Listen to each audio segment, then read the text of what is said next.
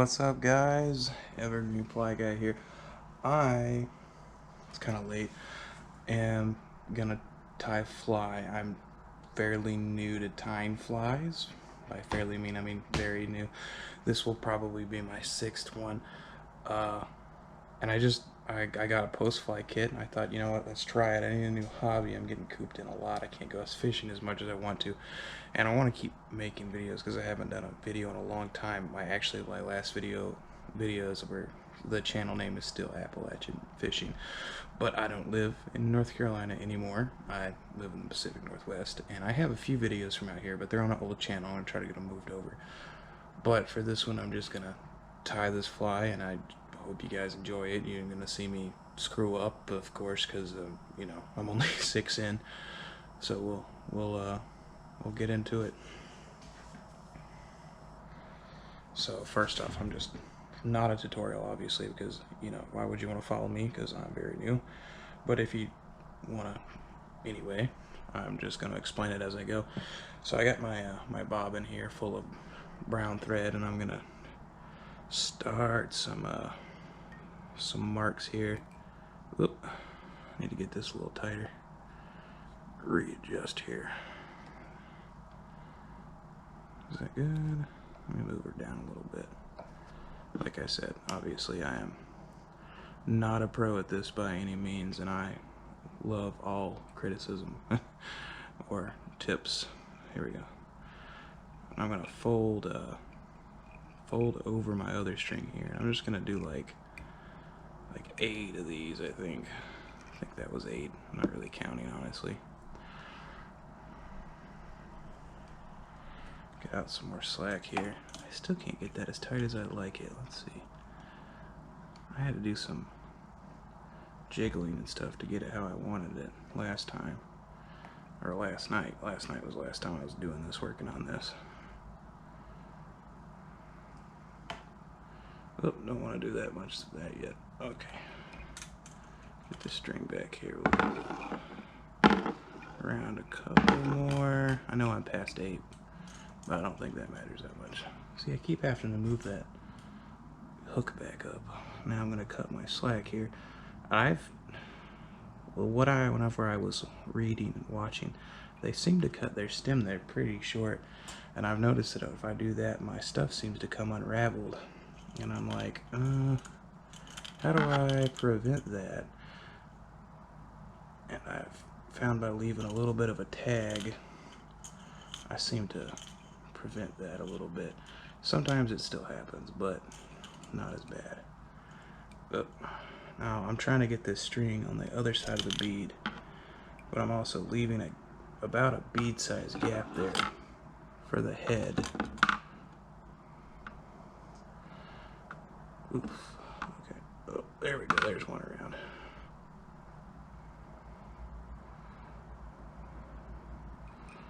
Okay, go back over again and get that nice and secure. And we'll cross back.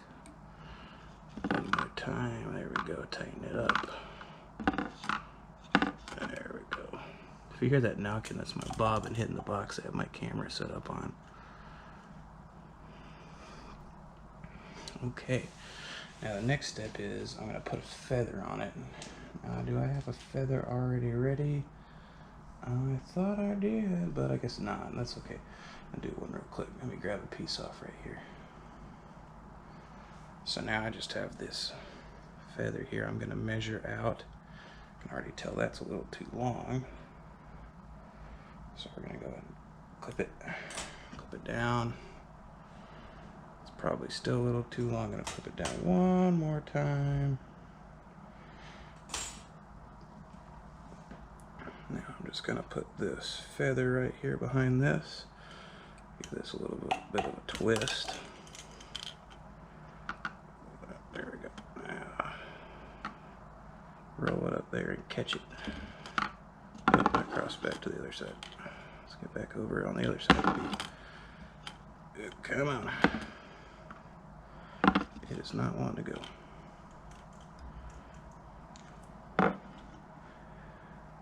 Okay, now I'm kind of holding the feather here up to keep it straightened up. keep it upward. And I'm just going down the shaft of the hook here.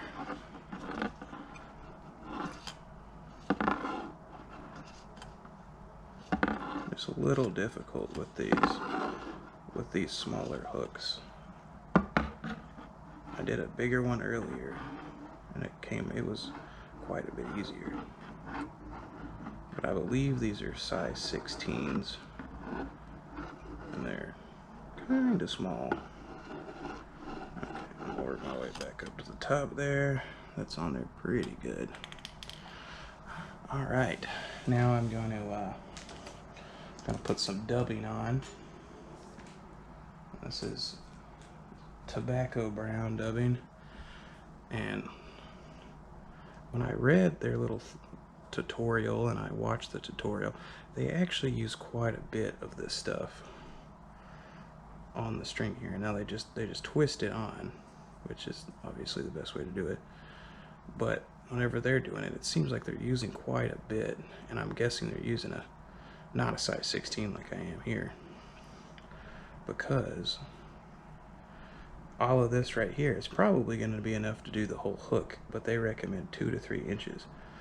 But I'm going to start with just this little bit right here and see if that's enough. If it's not enough, you can add more. That's no big deal, obviously. And I'm just going to wrap it down it. Try to keep away from that hook edge there.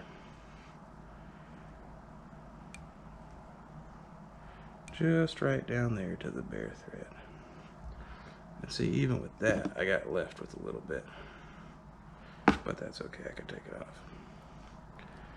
Now, I'm gonna go back up and around, kind of at an angle. And that's just to hold this in there and groove it. And it just gives it a nice look. Now with that done, I'm gonna let myself out some more slack here. So I'm gonna need more thread. Tail's still good. Alright, I'm just going to take my scissors and I'm going to trim this up. I'm going to get some of this out of the way. Some of this big, long extras of the dubbing here.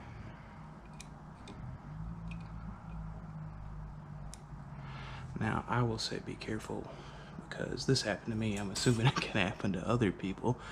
But I actually was trimming the dubbing fibers there and hit a thread, and that just made me start all over basically, and that's just not fun. Alright, so now we're back up here and we're gonna cross back over to our head here and build it up a little bit. Give a nice little head there. Alright, now I know I set a feather aside for this part. I got a second feather. And if you're really interested in how to get these feathers exactly how you need them for this particular fly, I can show you the postfly video or their articles or many other things to do it. But I'm not, like I said, not a tutorial, so I'm not going to show how to do this. But I already have this feather preset up. I'm just going to put it around it. Try my best to get it around it. Here, and I'm gonna wrap the thread,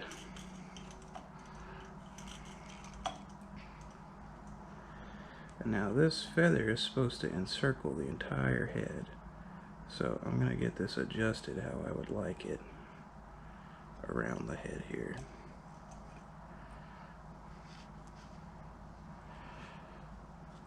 Because every time I put it in there, I can't seem to do it without a little more adjustment. Let me fix this back. There we go.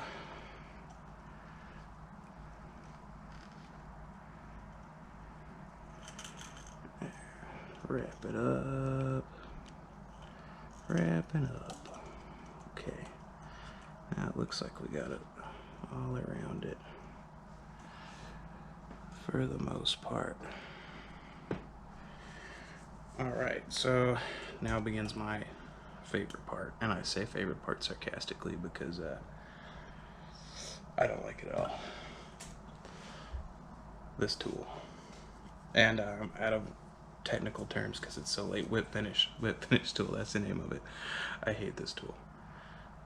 I find it incredibly difficult to use. It might come easy for some people. For me, it really hasn't. Hold on, I'm gonna cut this off, this little extra off here before we get into the whip finishing part. I'm gonna lose some feathers there, that's okay. Didn't need you anyway, friend. Alright, but yeah, I struggle with this. And I watched tons of tutorials on how to do this, and I've just kind of adapted my own way of doing it. So I'm just gonna do it. I'm not gonna talk about it. I'm not gonna show you how I do it. Just gonna do it.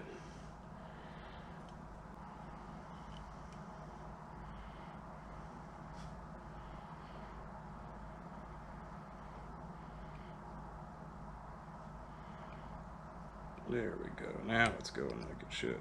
Pretty sure. Then we're gonna drop that back. Yep, that pulls up. Boom.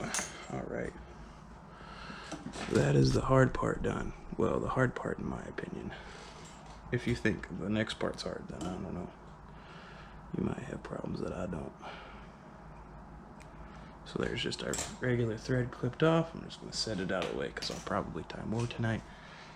And now I'm gonna grab my epoxy here, and I just have the UV glue that they gave in the kit here. And I'm not a big fan of it, honestly. So I'm gonna use my dubbing tool here actually to get around the knot here and put this glue on. Get it nice and good everywhere. There we go. I'm gonna wipe my tool off. Don't want to leave the glue on there, obviously. Put the cap back on the glue. Now they give you a tool for the UV glue, and this is supposedly instantly dries it. I beg to differ. So shine it on it, right?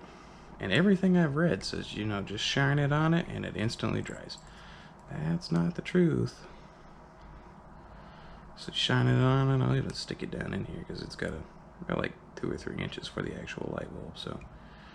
So that's not dry. So what I've been doing, and it's been working, is I'll shine it all over it real good for a couple minutes. You know, maybe it needs a couple seconds. Maybe what I read's wrong. It's possible. It's very possible. And then I'll just kind of chill for a minute and let it dry. And then it's usually good like that. So I'll get back at you in just a second. So doing some reading, and there's 2 UV glues in there. There's the UV thick and a UV thin. This is the one I've been using, which is the UV thin, which is actually the correct one to be using for flies this small. So I'm not actually in the wrong there. Luckily, I chose the right one on a whim to do. So we're not messed up there. We're still using the right one. Like I said, I'll probably switch to a different cement for in the future. I actually have a whole nother kit, and I was just bumming around in Cabela's a couple days ago, and I found I think it's called like a PD or something like that. I'm not sure. Little fly kit thing. I've seen them on Amazon. They got pretty good reviews, and I was like, you know, it's $30. Let's just grab it, pick it up, and we'll tie what we can out of it. And they came with a little booklet and everything. So definitely gonna try it. God, move my line out of the camera there. So we're definitely gonna try more out for sure in the coming days. I'd like to, obviously I don't think this will be a very popular video, but I'd like to do more fly tying videos in the future, and I think, yeah, we're dry here. So there you go. There is our bead-headed Soft Hackle, I believe is its name. I totally forgot the name. And you know, I'm sure it's not perfect, but I feel like they're getting better. I would show you number 1, but it's pretty bad. So thanks for watching. If you don't mind, like and subscribe. Check out my Instagram, the same name, Evergreen Fly Guy. Really trying to get some more attention there, because I'm mainly on the Instagram when I'm doing this stuff, the videos kind of come second, because like I said, I don't have much time to fish as much as I used to, but still gonna be fishing videos. Hopefully some steelhead fishing this coming season. Really like to get that. I got a specific fly rod and everything bought for it, line all ready to go. I just gotta carve out some time for it. But thanks for watching.